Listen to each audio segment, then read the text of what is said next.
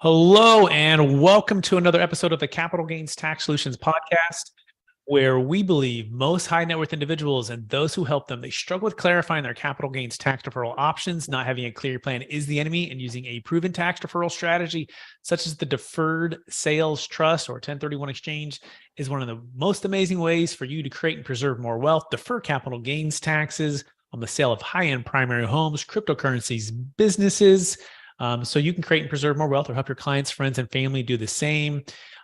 Hey, we're also streaming on expert CRE secrets for our commercial real estate and residential agents out there that are looking to level up their game. So thank you for joining us. If you're watching on YouTube or listening to on iTunes, we appreciate you out there. By the way, for those who don't know me, my name is Brett Swarts, and I am the founder of Capital Gains Tax Solutions. I'm also a multifamily broker.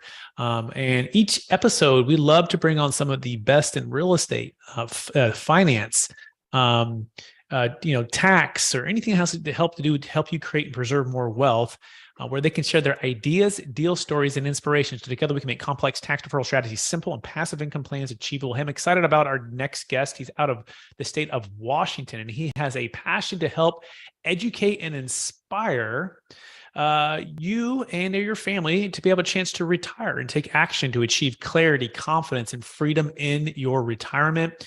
Too many retirees, in his own words, lose their hard-earned nest egg because they never create a solid retirement plan that really addresses what their goals are for their life and retirement. And so he's really focused on helping you to leave a legacy for your children and grandchildren, and perhaps doing some of the things you really enjoy most, like traveling and enjoying life to the fullest. Please welcome to the show with me, Jason Parker. Jason, how are you doing today? Brett, I'm doing great. Thanks so much for having me as a guest on your show. I love your shirt, Tax Flow. We're always teaching our clients retirement's all about cash flow, cash flow, cash flow. But you're right. It's not just cash flow. It's how much money you get to keep after Uncle Sam takes their slice of the pie. So that's Absolutely. good. Absolutely. We'll be talking about that, by the way, retirement planning made easy. And if you want to learn more about Jason right now, you can take action by going to retirementbudgetcalculator.com. That's retirementbudgetcalculator.com. But before we go there, Jason, I want to take one other step back. I believe we've all been given certain gifts in this life, and these gifts have been given to us to be a blessing and help to others. So I'm curious, Jason, what would you say that one or two strengths that you were given, and how does that help how you help and bless people today? Well, I found that I have the ability to tell stories and take areas that can be complicated and simplify them down. So one area that I think I've been blessed is just the ability to share stories and simplify ideas. That's a great gift. And the way that we use that is through the podcast that I do, the books that I've written, and now the software that we've created to help simplify people's financial life as they're getting ready for retirement. I love that question, by the way. Yeah, and I love that because it makes sense for everything you're doing, right? To be able to simplify the complex, to and weave it into a story, right? Because it's like the human brain, right? We can absorb more if it's story versus just facts and figures and numbers, right? Which can get a bit complicated. And so I love the ability to weave the message through a story as well as make the complex simple.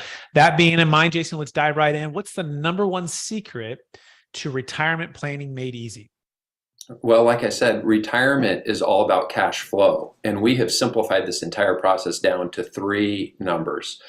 Number one is how long are you going to live? Number two is how much money have you saved? And number three is how much money do you spend? And so when you really have a clear understanding of those three numbers, Brett, retirement really isn't that complicated. There's a lot of moving parts in there. There's things like tax planning and tax strategies and Roth conversions and withdrawal order and when to start Social Security. I mean, there's a lot of little nuances in there, but ultimately it really boils down to those three numbers. How long are you going to live? How much money have you saved? And how much money do you spend? And that's what we did in the retirement budget calculators. We made it super simple for people to understand those three numbers. Excellent. Jason Parker, the number one secret, it sounds like it's really kind of simple, breaking down these three questions. And if you're listening, you want to know, hey, how long are you going to live, right? I'm 39, almost 40 this year, right? I think the average life expectancy for a male in America is something like 78. I think it's female 83, although I'm hoping to go to at least 100, right? So you might want to keep that in mind. Number two, how much have you actually saved to date, right? And then number three, how much do you spend or you anticipate spending? Is that a fair summary so far, Jason?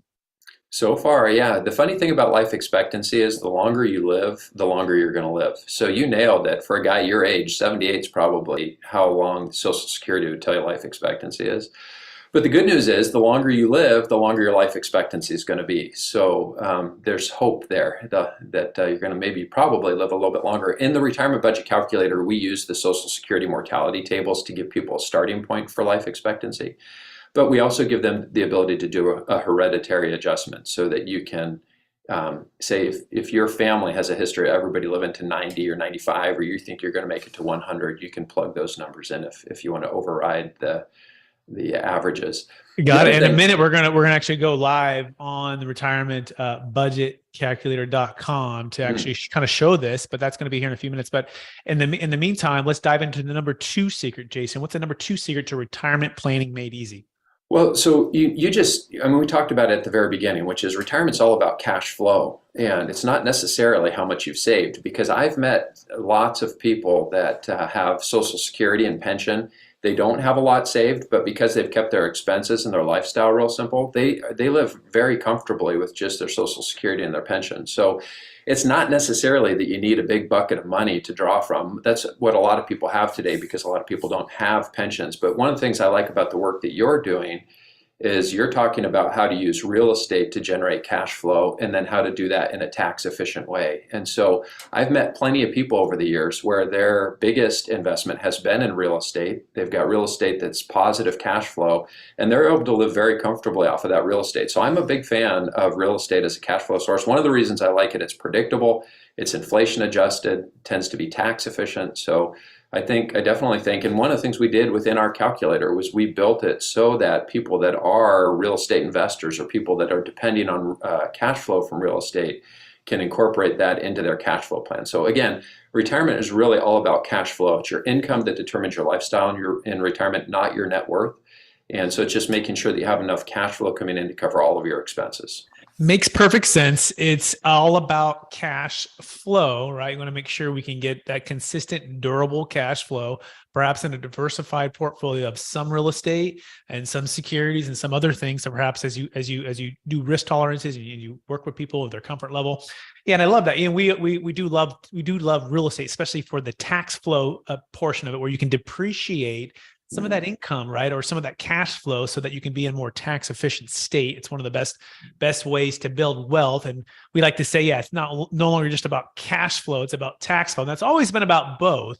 But guess what, Jason? The times have seemed to be, especially the last 10 years, government spending at an all-time record high, over, I think, 31 trillion now in US debt. And taxes don't appear to be going lower anytime soon. So talk about, how much the importance of the tax flow planning that you're coming in here with your clients, and how you're helping them with that. Incredibly important. Well, so in the calculator, what we've done is we've given people that, there's a lot of nuance within retirement. Again, it really boils down to those 3 numbers, but there are a lot of things like Social Security is very tax efficient cash flow. Then also the withdrawal order, how you choose to take money out in retirement, is going to impact a lot of different things, like how much money you're going to pay for health insurance leading up to age 65 if you retire early, or if you get clobbered with extra Medicare premiums as a result of having too much taxable income. And so there's a lot of little nuance when it comes to taxes and retirement planning. At the end of the day, what we're trying to help people do is have clarity, confidence, and freedom. Clarity to know what's most important in their life, confidence to know the numbers are going to work, and freedom so they can go out and live their best life and spend their time with the people that are most important to them, doing the things that are most important. So, but taxes are big part of this, like you said, Brett, because it doesn't matter how much income you have, it's about how much you get to keep after you have to pay those taxes. So in the retirement budget calculator specifically, one of the things we do is we estimate your federal income taxes every year based on the data that you input. And then we also give you the ability to assign withdrawal orders. So you have the ability to actually say, hey, when I first retire, I want to dip into my brokerage account, my checking account, and my Roth IRA equally, and spread those distributions over those different types of accounts that you're going to be withdrawing from. Fantastic, Jason. Absolutely love that. And by the way, we're here at retirementbudgetcalculator.com. If you're watching this on YouTube, you can see the website. Will you be ready to retire? Can you retire? And the retirement budget calc can help you estimate your budget, life expectancy, net worth, taxes, which are all strategies, Roth, conversions, ultimately answer to the question, can I retire? Retirementbudgetcalculator.com. Pretty cool. Now, so is this something where you sign up? It's a no cost calculator. Looks like there's some pricing. Or walk us through, if someone wants to take some action right now, what it is that they could do to get started, Jason. Yeah, it depends on where they're at in their life. So we really designed the calculator for people that are within 5 years of retirement. But people that are younger, so 25-year-old, 30-year-old, they don't really need the forecasting that the calculator does. But what they could use help with is budgeting. So the tool is a freemium tool, meaning that you can sign up for free for a lifetime to have access to the free tools. So if really all you're trying to do is get a good handle on your budgeting, the free version of the calculator is going to be great to help you organize your spending and track your net worth. For those people that are getting close to retirement, the question that they're really trying to answer is, am I going to be okay? Have I saved enough? Can we retire? Can we afford this? And there's a lot of moving parts. You've got inflation, and you're going to spend probably more on travel the early years of retirement, and then those expenses are going to go away, and you're going to have taxes that have to be accounted for. So if you're looking for the more advanced features, you can subscribe and pay either $9.95 a month, which you can cancel at any time, or you can subscribe for an annual subscription and pay $95 a year. One of the things we do in the calculator that's pretty cool is we have a community portal built into the calculator so that like-minded people, smart, intelligent, tend to be pretty, people that are they've done a good job preparing for retirement. They can share ideas back and forth, and there's power in community. And so that's one of the things that we built into the calculator. Fantastic. This is really great. And that's retirementbudgetcalculator.com. I love that you're also helping the younger generation to do the second, thing that you said was part of the first secret, which is how much have you saved, right? And if you're not budgeting, then how do you even know how much you're saving? If you're saving at all, if you even have a plan for that. So I think that's fantastic.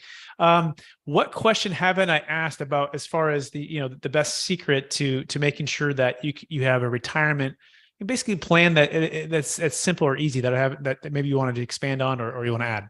But I don't know who your audience is. I don't know who tends to listen to your show. I do a podcast called Sound Retirement Radio, and we have a little over 1 million downloads now on our podcast. But our listeners tend to be people 55 plus that are getting ready for retirement. But I had the opportunity to speak at a local high school to talk about the power of compounding. And a lot of these kids that I was talking to were 17 and 18 years old. And what I showed them, I said, look, you guys, if you will just get started today with $200, put $200 into an investment account and commit to putting $200 a month in every month, just buy an index fund, keep it really simple, buy the entire US stock market index.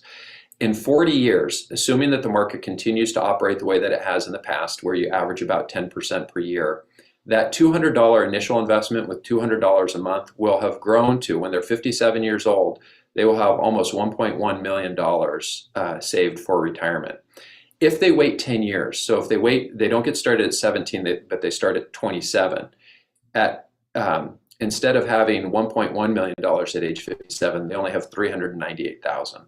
So for the young kids, I really want to inspire them to get started early. And the thing that I've learned about wealth accumulation is it really doesn't matter how much money you make. It's all about how much money you spend. And until you tell your money what to do at the beginning of every month, instead of wondering where your money went at the end of every month, you're never going to start to win at finance. And so that's why we wanted to make the budgeting portion of the tool free, so that people of all ages that are really just trying to understand finance can have a good plan for telling their money what to do at the beginning of every month. That piece is free. But the people that want to transition into retirement, it's all about cash flow. It's about making sure that your income matches up with your expenses, that you're going to account for taxes, that you can account for things like long-term care, what happens when one spouse dies.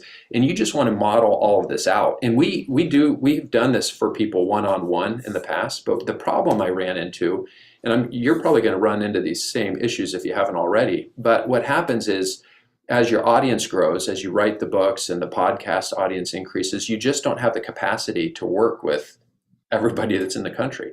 We've got 10,000 people a day who are retiring in America right now. The only way that I could see that we could help more people was not just through the education with the podcast and the book, but also to build software to help people see the numbers for themselves. And it's a way to save some money too, because it can be expensive to get advice. Very well said. So good. The law of compounding interest, which leads into the next part of the show where we dive into some of the biggest frustrations when it comes to like the 1031 exchange and not having the ability to diversify into something like an index fund in the top 500 companies in America, right? So I'm curious, in your experience, what have you found to be the biggest frustrations when it comes to the 1031 exchange? I love that you asked this question. I have some of my best friends have made most of their wealth in real estate. And I think one of the things that people need to be thinking about when it comes to the 1031 exchange or real estate investing in general is, again, it's a great way to accumulate wealth. It's a great retirement planning strategy because of the tax efficient cash flow. But what I found is that at some point in people's lives, they don't want to have to manage the responsibility of being a business owner anymore. And when you own real estate, you have responsibility. You're a business owner. Now, I know you can outsource it and hire property managers and what have you, but my experience is that when people get to 75, 80 years old, they just don't want to deal with the headaches and the hassles anymore. So they're looking for that liquidity event when that happens.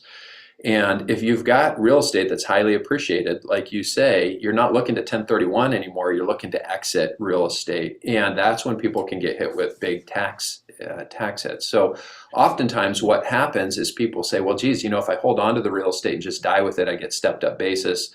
And so rather than creating the liquidity event, they just hold on to the real estate. And in many cases, it makes sense. The cash flow that I see coming off real estate, when we evaluate it, we say, look, if we sell this piece of real estate, you take out all the fees and all the taxes, and we have this net after-tax amount, are we going to be able to take that money and go regenerate the income that was coming in from the real estate? And oftentimes, that's not possible. So in many instances, keeping the real estate is really the best strategy just from a cash flow standpoint. Because again, retirement is all about cash flow. It's all about making sure you've got enough income to make it to the end of your life and that you don't run out of money in retirement.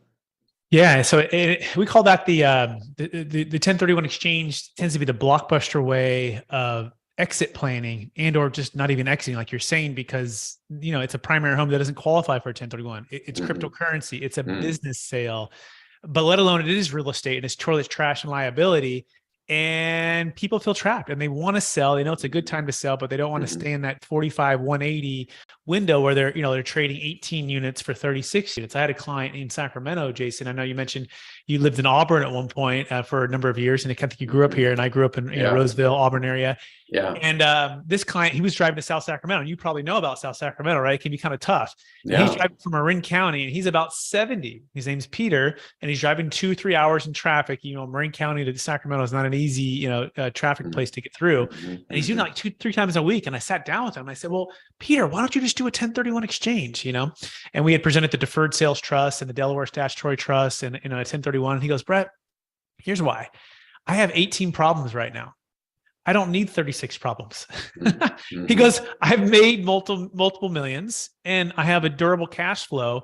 And what we can do with the Deferred Sales Trust is not only sell, but we can defer that tax like an IRA or 401k in that scenario, redeploy into investment grade securities, diversify my wealth, and get the cash flow slowly over time, pay tax. In other words, we call it the Netflix way of exit planning. It's the best of both worlds where you don't have to stay locked into real estate, but you also get that liquidity and that diversification. And even more important, you can pay off debt. You see, he had gone through the '08 crisis and he had too much debt and not enough liquidity on diversification. And he said he almost lost multiple properties. He barely held on. So think about that stress going on when you're about 60 years old. Now you're 70, you're looking at this thing happening maybe again, and you're going, I want to get out. I don't want to wait till I'm dead and, stepped up basis. I want to retire and enjoy my freedoms now. People want to learn more about that. You can go to capitalgainstaxsolutions.com. We're on a mission to help you and or your clients exit and obtain some of the freedoms I talked about with Peter, and not ever have to feel trapped by capital gains tax or the 1031 exchange. So go to capitalgainstaxsolutions.com. So Jason, any thoughts on anything I just said right there?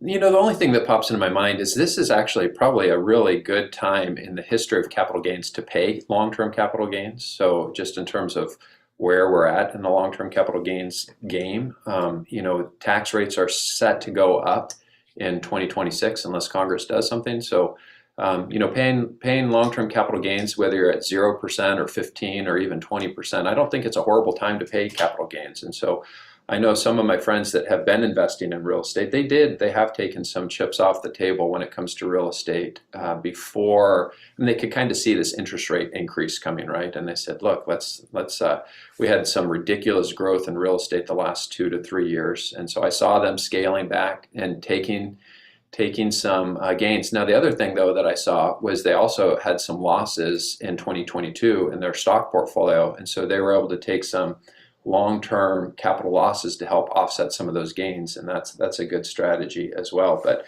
yeah, I listened to some of your podcasts, actually, Brett, this idea of using installment sales within a trust to spread the tax liability out. So it's interesting. I'm definitely interested in learning more about the work you do.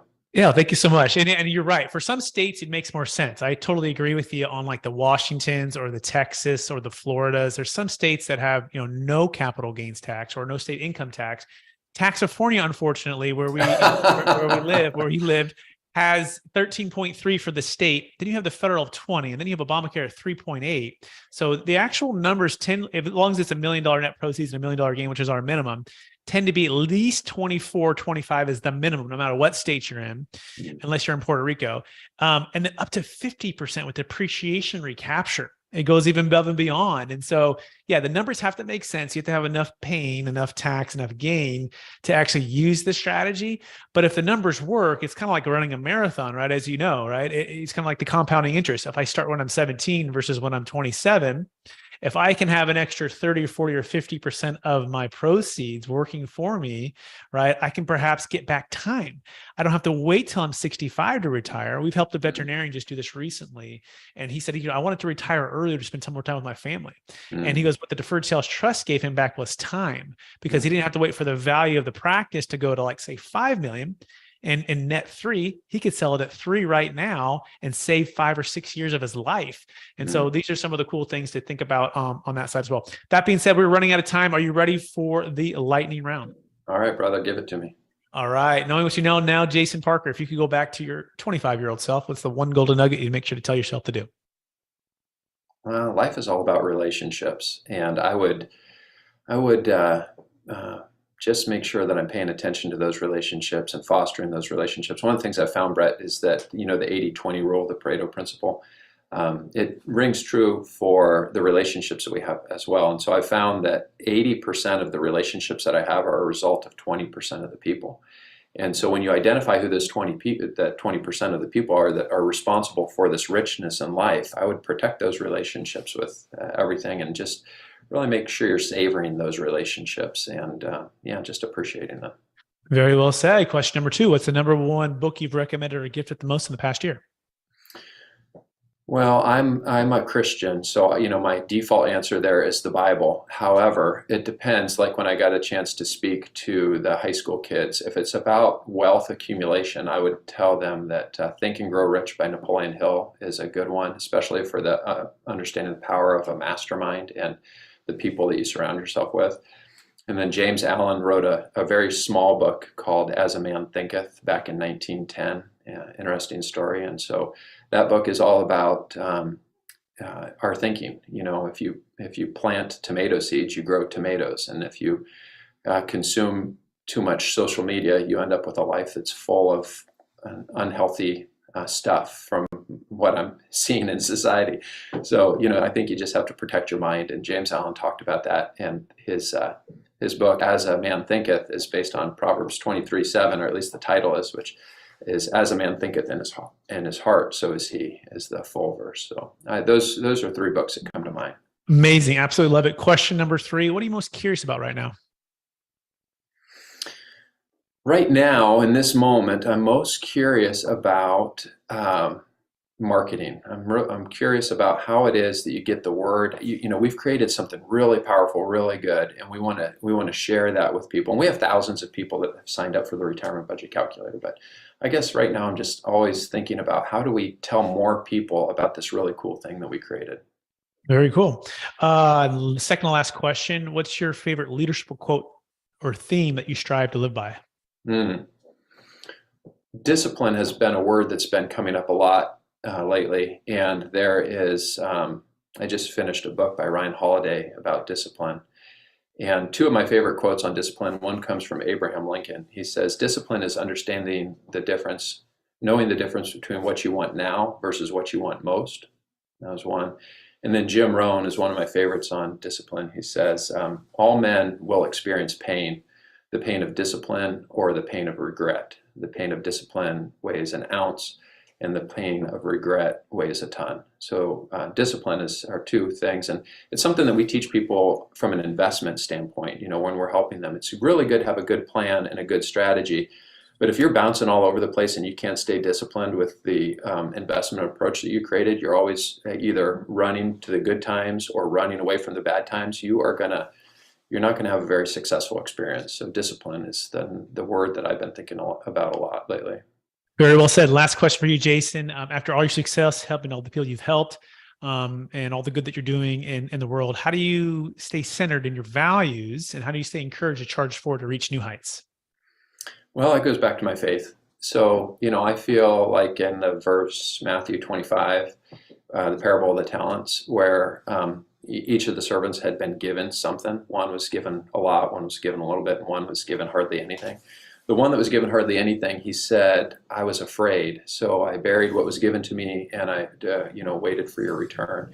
And the consequences were extreme. There was casting out into darkness and gnashing of teeth. And so when I hear that, I just think, man, you cannot let fear be what drives your decisions. And to give, you were born in America with no disabilities, with nothing holding you back.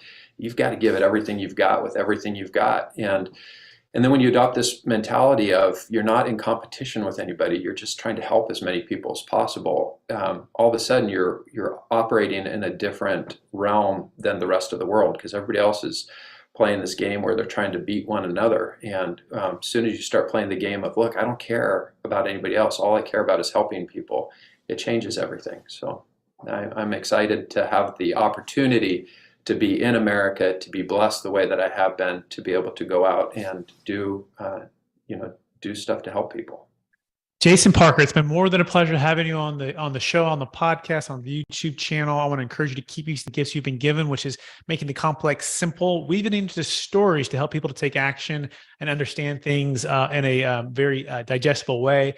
I feel like I can plan my retirement even better now, which is really exciting and cool. And I love that you were on the show. For our listeners who want to get in touch with you, could you remind one last time what's the best place for them to find you? I would tell them to check out the retirementbudgetcalculator.com. If they want to listen to the podcast, it's Sound Retirement Radio. If they want to read my newest book, is called Retirement Calculator, How Much Money Do I Need to Retire? So those are a couple of different places that we could connect. Amazing. Thank you, Jason Parker. I also want to thank our listeners for listening to another episode of the Capital Gains Tax Solutions podcast. Again, where we believe most high net worth individuals and those who help them, they struggle with clarifying their capital gains tax deferral options. Not having a clear plan is the enemy, and using a proven tax deferral strategy such as the Deferred Sales Trust, or getting with someone like Jason Parker to plan and budget and get everything in order for your retirement is one of the best ways for you to create, preserve more wealth. If you want to learn more about the Deferred Sales Trust or 1031 exchanges, or even Delaware Statutory Trust and how we can help you today, go to capitalgainstaxsolutions.com. That's capitalgainstaxsolutions.com. Also, check out the new book that's coming out soon. We have some amazing people like Kevin Harrington from Shark Tank.